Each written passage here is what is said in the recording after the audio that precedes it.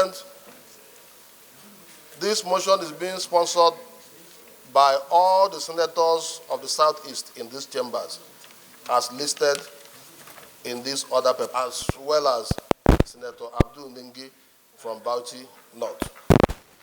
Mr. President,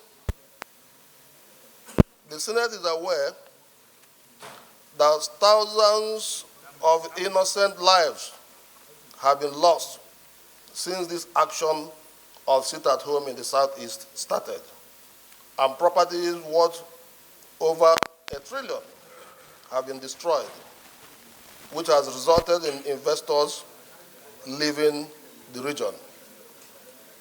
Further aware that the sit-at-home civil disobedience action in the Southeast has led to the disruption, vandalization, disruption of economic activities, as well as immeasurable financial losses for businesses, workers, and the total economy of the Southeast.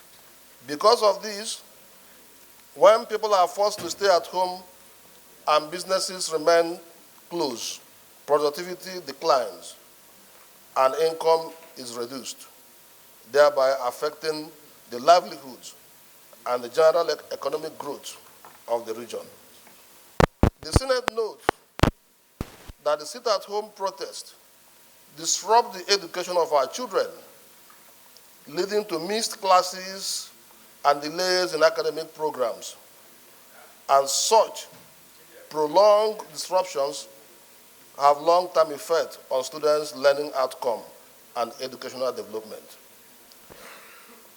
Mr. President, the Senate is disturbed that disruption of essential public services, such as health care, that if you are sick on such a day, you may not even be able to see a hospital that will attend to you, and this might result to death. Transportation and waste disposal continues to have severe impact during the sit-at-home protests, which adversely affect the well-being and safety of the general population living in the Southeast.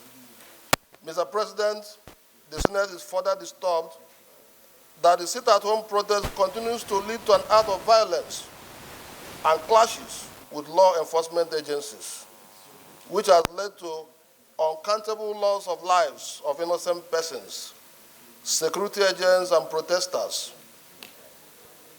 As this increases the potential for criminal elements to take advantage of the situation to engage in looting or other unlawful activities while the people stayed at home and watched helplessly.